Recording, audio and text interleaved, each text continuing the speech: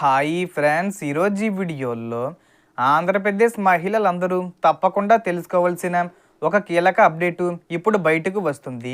చాలా రోజులుగా చర్చలో ఉన్న ఆడబిడ్డ నిధి పథకం నిజంగా ఎప్పుడు ప్రారంభమవుతుంది, ఎవరికి పథకం వర్తించే అవకాశం ఉంది, నెలకు 1500 రూపాయలు ఇస్తారా లేక ఒకేసారి భారీ మొత్తం జమ చేస్తారా, అసలు ప్రభుత్వం ఇప్పుడు చేస్తున్న సర్వే వెనక అసలు కారణం ఏంటి, ఇంకా చాలామందికి తెలియని కొన్ని ముఖ్యమైన రూల్స్ కూడా ఇప్పుడు బయటకు వస్తున్నాయి.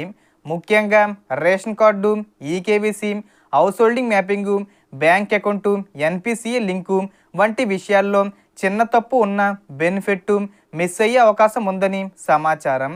అలాగే ఎవరెవరు అర్హులు కారు, ఏ డాక్యుమెంట్లు ముందుగానే రెడీగా పెట్టుకోవాలి, ఫైనల్ లిస్టు ఎలా విడుదల చేస్తారు, పేరు రాకపోతే ఏం చెయ్యాలి, ఇవన్నీ వీడియోలో క్లియర్గా స్టెప్ బై స్టెప్ చెప్పబోతున్నాను.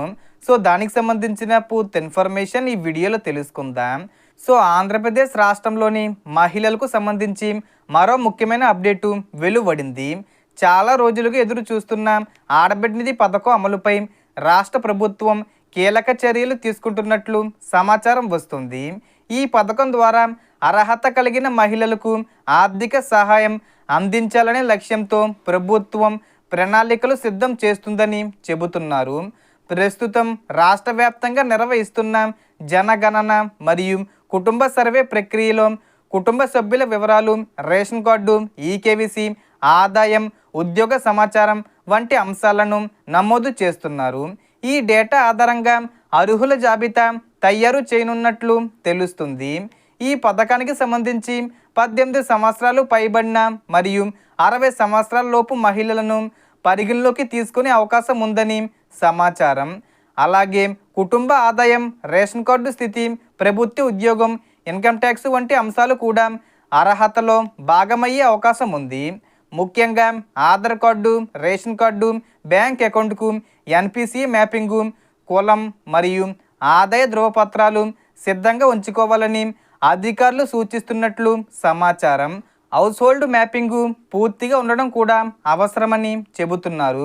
గతంలో అమలైన కొన్ని నిబంధనలను కొనసాగిస్తూ కొన్ని మార్పులతో ఈ పథకాన్ని తీసుకురావాలని ప్రభుత్వం పరిశీలిస్తున్నట్లు తెలుస్తుంది.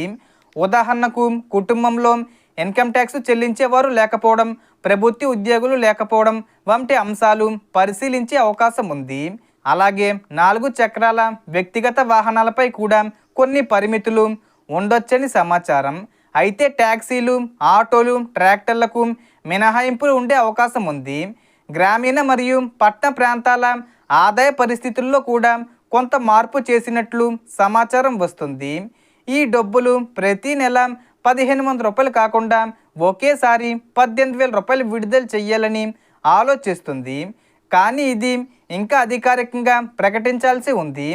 ఇక త్వరలోనే అంటే ఈ మే నెల 31వ తేదీ వచ్చేలోపు ఆన్లైన్ రిజిస్ట్రేషన్ ప్రక్రియ ప్రారంభమయ్యే అవకాశం ఉందని ప్రచారం జరుగుతుంది.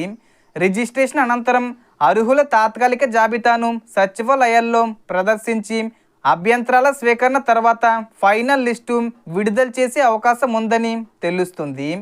ఫైనల్ అప్రూవల్ వచ్చిన తర్వాత అర్హుల ఖాతాల్లో నేరుగా డబ్బులు జమ చేసే విధంగా ప్రభుత్వం ప్రణాళికలు రూపొందిస్తున్నట్లు సమాచారం. అయితే ఇవన్నీ ప్రస్తుతం వెలువడుతున్న సమాచారం ఆధారంగా మాత్రమే చెప్పబడుతున్నాయి. సో దీనికి సంబంధించి ఏ చిన్న ఇన్ఫర్మేషన్ వచ్చినా నేను వీడియో చేసి పోస్ట్ చేస్తాను. ఆ యొక్క అప్డేట్స్ మీరు మిస్ కాకుండా ఉండాలంటే వెంటనే మన ఛానల్ని సబ్స్క్రైబ్ చేసుకోండి.